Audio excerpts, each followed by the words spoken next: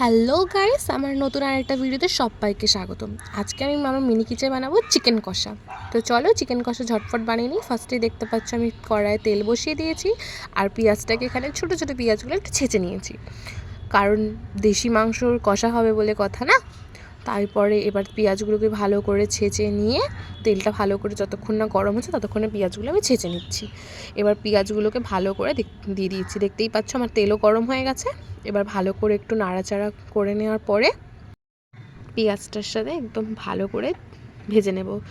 মাঝখানে আমি গরম মশলাটা দিতে ভুলে গেছিলাম, গোটা গরম মশলা এখন দিয়ে দিলাম, স্কিপ করে গেছিলাম, ফার্স্টে দিতে ভুলে গেছিলাম আসলে। এরপর আদা রসুন বাটা দিয়ে ভালো করে ছেঁচে নিয়েছি। এবার আদা রসুনটাকে ভালো করে আমি তেলের সাথে কষে নিচ্ছি, যতক্ষণ না ভালো করে কষে দিচ্ছে কাঁচা মশলার গন্ধটা চলে যাচ্ছে। এবার কষে নেওয়ার পরে তারপর আমি একে একে অ্যাড করব আমার মশলা গুঁড়ো, যেমন হচ্ছে হলুদ গুঁড়ো।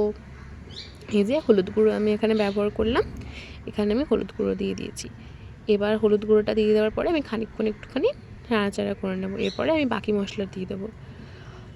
এবার হচ্ছে যেমন লঙ্কা গুঁড়ো। দাঁড়াও, তোমরা আবার কী ভাবছো এতটা লঙ্কা গুঁড়ো এইটুখানি মাংসের রান্না দিয়ে দিচ্ছি? একদমই নয়। এখানে আমি কালার লঙ্কা গুঁড়ো আর এখানে হচ্ছে ঝাল লঙ্কা গুঁড়ো দুটো একসাথে মেশানো আছে। তোমরা আবার ভেবো না একসাথে এতটা ঝাল দিয়ে ফেলেছি আমি। দেওয়ার পরে ভালো করে এটাকেও নাড়াচাড়া করে নিয়েছি।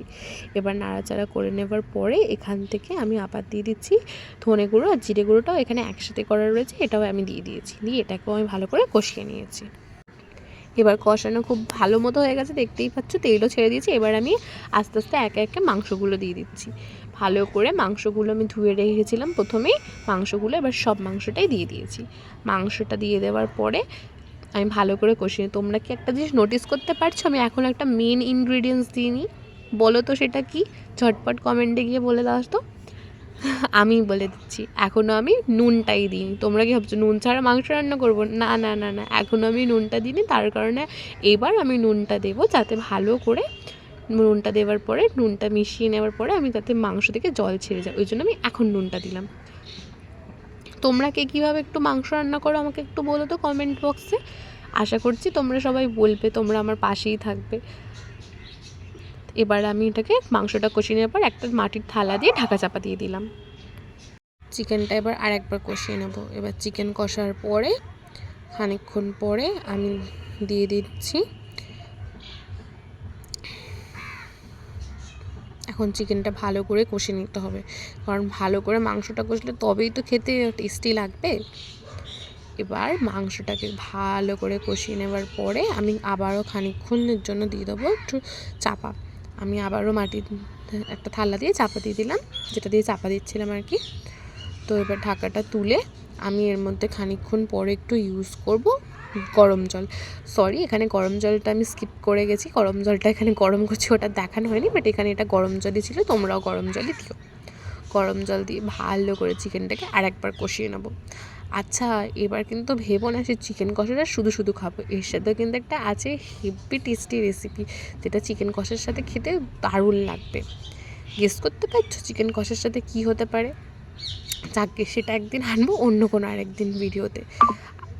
এই যে এবার তারপরে চিকেনটাও একদম ভালো করে ফুটে গেছে। এবার আর একবার আমি একটু নাড়াচাড়া করে নিলাম, ওপর নিচ করে নিলাম, যাতে ওপরের মাংসগুলো নিচে আর নিচের মাংসগুলো ওপরে উঠে আছে।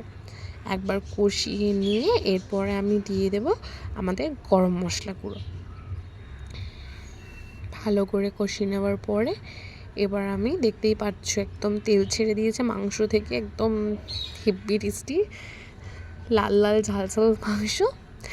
এবার এই মাংসটা কষে যাওয়ার পরে এবারে আমি আর একবার একটুখানির জন্য আমি 2 মিনিটের জন্য দমে দেওয়ার পরে এবার আমি আর এটাকে আর একটু কষিয়ে নেওয়ার পরে এবার আমি এটাকে দিয়ে দিচ্ছি এর মধ্যে গরম মশলা গুঁড়ো। গরম মশলা গুঁড়ো ছাড়া কি মাংস রান্না কখনো হয় নাকি?